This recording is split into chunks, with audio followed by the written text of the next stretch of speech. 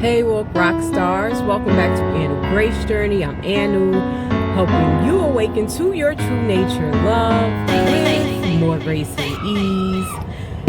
So today I am feeling guided to talk about my grace journey through alcohol abuse. And I gotta say that this is by far one of the most challenging videos that I felt guided to do. So it's taken a certain level of vulnerability, trust, and surrender. I'm feeling guided to discuss this right now because we are globally healing. I mean, this is a mass healing journey we're all in right now with everything that's going on. And one thing I've learned along my grace journey, okay, is that in any form of healing, there is the seeking of pleasure and the seeking of avoiding pain with the ego self. Okay, when we're healing is very painful. And, we can fall into patterns of seeking pleasure and avoiding pain. And it has nothing to do with whatever substance of choice we go to, because addiction is seeking pleasure and avoiding pain, using something outside of yourself to seek pleasure and avoid pain. And I'm going to break down my journey through alcoholism, okay? And I pray that this reaches anybody who may be struggling with overcoming some type of addiction. I don't care if it's television, if it's food, if it's whatever it is that you feel trapped by, you feel like it's limiting you. I pray that this reaches you. Before we begin, let's just breathe 3 nice, long, slow, deep breaths. Let's become present.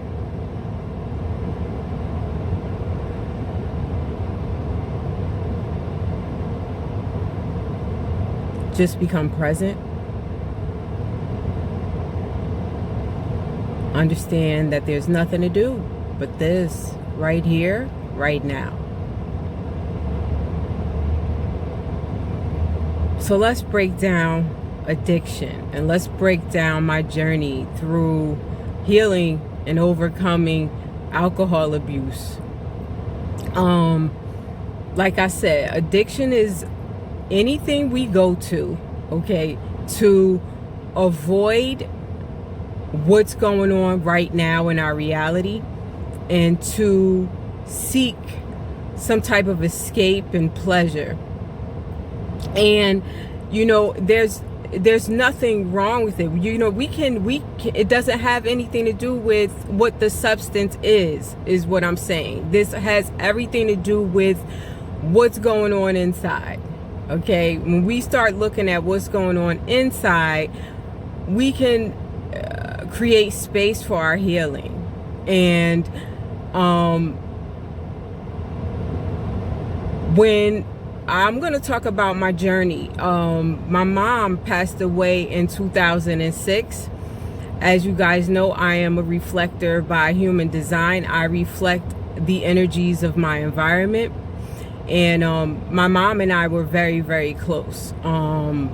She passed away in 2006. I reflected her. Basically, when she passed away, I lost myself because I was so codependent on our relationship that I lost my identity. I felt like I lost my identity when she left, when she crossed over. And it caused me to awaken. It caused me to go through many, many awakening journeys where I just fell into a many deep, dark nights of the soul, okay? I started to hate myself. And my relationships started to reflect how I felt about myself. Okay, so I was in and out of a lot of abusive relationships, a lot of loveless relationships where had absolutely nothing to do with the other person and everything to do with my beliefs about myself. When I started to, want to know, like, what the heck is going on? Why do I feel so unloved? Why do I feel so unsupported? When I started to seek, I started to receive answers, and I started to learn how to love myself. And what happened was before I started to awaken, when I was in the deep dark nights, I was avoiding my pain, and I did everything that I could to avoid it. I drank, I sought relationship after relationship, and I just drank, and it put me further and further into a dark hole where I lost everything: finances, jobs, relationships. I just was completely isolated, where I could no longer be distracted by anything else. I had to seek inward. And I started to ask for help, like, please help me break free of these addictions. They're ruining my life.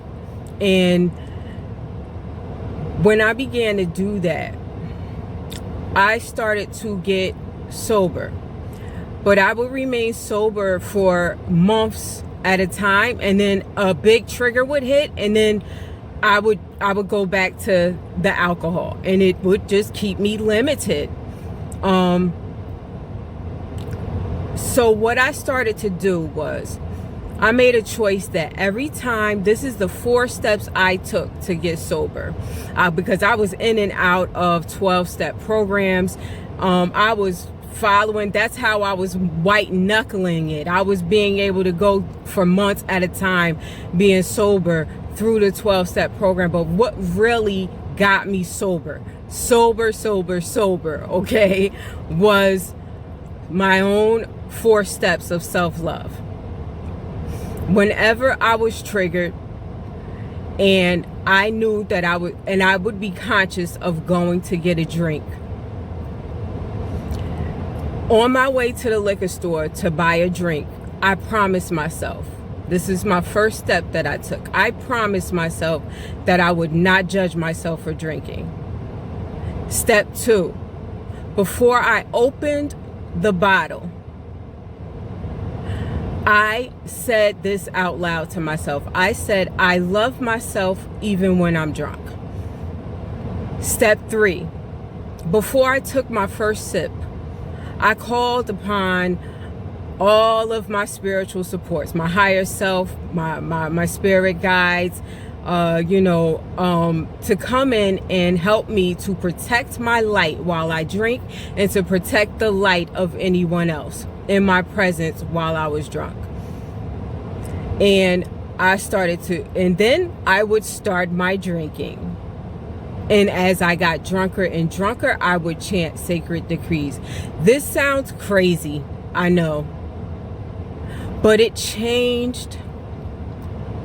It changed how I felt the addiction had control over me.